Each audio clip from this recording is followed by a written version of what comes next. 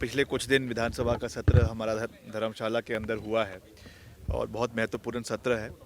सत्र की गरिमा को बनाए रखना विपक्ष का भी दायित्व है, उतना ही दायित्व है जितना सरकार का है।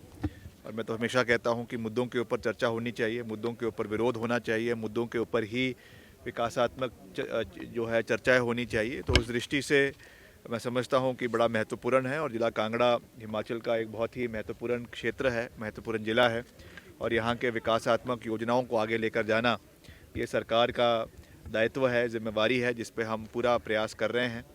मैंने अपने विभाग में भी ज़िला कांगड़ा से संबंधित कई बैठकें हमारे अधिकारियों के साथ करी है। पिछले कुछ दिन अलग अलग जगहों पे जो कार्य हमारे विभाग द्वारा जो चल रहे हैं, चाहे वो शाहपुर में है, चाहे वो कांगड़ा में है, चाहे धर्मशाला में है, उसका मैंने मौके पे जाके निरीक्षण किया है ताकि समय के ऊपर पूरा हो। कार्रवाई भी करी है, कई जगहों पे पाया गया कि कमियां दिख रही थी, उसको मैंने स्वीकारा, अधिकारियों के साथ बैठकर उसके ऊपर कड़े निर्णय लिए। कई हमने कॉन्ट्रैक्ट्स को टर्मिनेट किया और उस पर नया रीबिडिंग जो है वो नए टेंडर्स हमने लगाने की प्रक्रिया भी शुरू कर दी है। तो समस्याएं भी रहती है, दिक्कतें भी रहती है, मगर हमें एक सकारात्मक सोच के साथ आगे चलना है, प्रदेश को आगे लेकर जाना है और उसमें किसी भी बाधा को हम आड़े नहीं आने देंगे। प्रदेश का विकास, हर क्षेत्र का समान विकास ही हमारा मुख्य लक्ष्य है, उद्देश्य है और उसमें हम सबको साथ लेकर आगे चलने में विश्वास रखते हैं। विनम्रता से सबसे बात करने में विश्वास रखते हैं, मगर ये कोई बिना मतलब से अड़ंगा अड़ाएगा और बिना मतलब से अटकले, बिना मतलब से प्रॉब्लम्स क्रिएट करेगा हित में, तो उसमें हम किसी वाले भी नहीं हैं। हमने हमेशा से स्वभाव रहा है कि बात विनम्रता से करो, प्यार से करो, मगर अगर कोई व्यक्ति हमारे प्यार को कमज़ोरी समझने की गुस्ताखी कर रहा है तो उसको भी हम बख्शने वाले नहीं हैं। ये भी मैं बड़े साफ शब्दों में कह देना चाहता हूँ। नहीं, वो सारे काम बिल्कुल ठीक चले हुए हैं। पीछे मैंने जो है बतौर यूडी मिनिस्टर हमने कोतवाली बाज़ार, जो हमारा एक बड़ा महत्वपूर्ण स्थल है, वहाँ पे एक फाउंटेन बन रहा है, उसका अपग्रेडेशन का मैंने पिछले साल निर्देश दिए थे। इस साल मुझे देखकर खुशी है कि उसका अच्छा काम हो गया है, करीबन 90% काम पूरा हो गया है और 2 महीने में वो पूरा जो है वो हो जाएगा। वैसे ही हमारा जो धर्मशाला का बाईपास है, जो मकलोडगंज को जाता है शाहपुर से, उसमें भी बहुत ज़्यादा डैमेज हुए हैं, एनएच का है, तो वो भी मैंने कल उसका मौके पे जाके निरीक्षण किया और उसमें करीबन 4.5 करोड़ रुपए की हमने बजट का प्रावधान किया है। जहाँ जहाँ पर भी उसमें सड़कों की डैमेज हुआ है, कई जगहों पे सिंक कर गया है, बैठ गया है, उसको भी हम देख रहे हैं।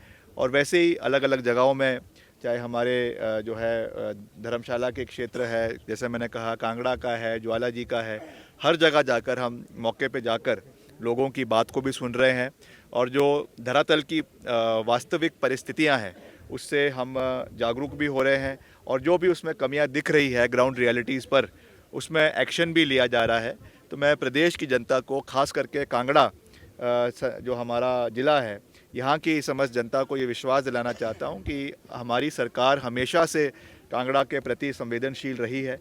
आज अगर ये विधानसभा का सत्र हमारे धर्मशाला के अंदर हो रहा है, इतना बड़ा भवन अगर ये यहाँ पे बना है, तो ये कांग्रेस पार्टी की सोच की वजह से ये कार्य पूरा हुआ है। राजा वीरभद्र सिंह जी जब मुख्यमंत्री थे, उन्होंने इस विधानसभा का यहाँ पे गठन करवाया, ये भव्य इमारत उन्होंने यहाँ पे कांगड़ा में दी है।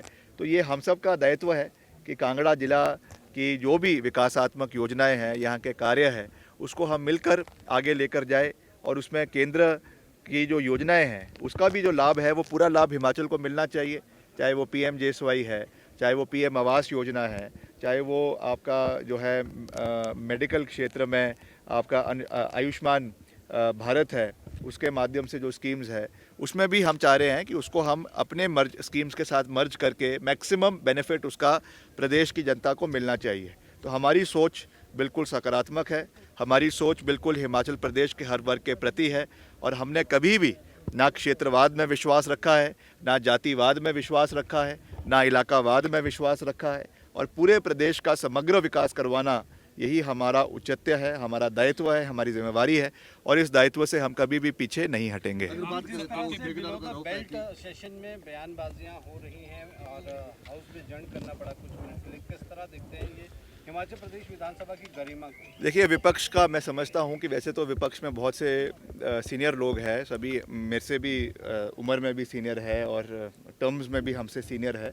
तो मैं यही कहूँगा कि सदन की गरिमा को बनाए रखना जितना दायित्व वो सरकार का है, पक्ष का है, उतना ही दायित्व विपक्ष का भी है। अब हर चीज़ पे अगर विपक्ष के साथी टिक्का टिप्पणी करेंगे, हर चीज़ पे जो है पर्सनल कमेंट्स पास करेंगे, मैंने पहले भी कहा कि ये मंच, विधानसभा का जो मंच है, ये आपसी नाराज़गियाँ या आपसी घर के जो मसले हैं उनको उठाने का ये मंच नहीं है। ये मंच प्रदेश के लोगों के हितों को उठाने का मंच है। अगर विरोध करना है, आप स्कीम्स के ऊपर करो, आप काम के ऊपर करो कि ये काम नहीं हुआ, ये स्कीम इम्प्लीमेंट नहीं हुई, उसमें कमियां रही है। मगर एक दूसरे पर व्यक्तिगत जो है प्रहार करना, टिक्का टिप्पणियाँ करना, किसी को नेम कॉलिंग करना, किसी के बारे में जो है वो अभद्र भाषा का प्रयोग करना, ये हिमाचल की परंपरा नहीं है, ये देवभूमि की परंपरा नहीं है, ये सदन की परंपरा नहीं है। तो मैं समझता हूँ कि उसकी जो गरिमा है, विधानसभा की सत्र की जो गरिमा है, उसको बनाए रखना हर व्यक्ति का जो है वो दायित्व बनता है।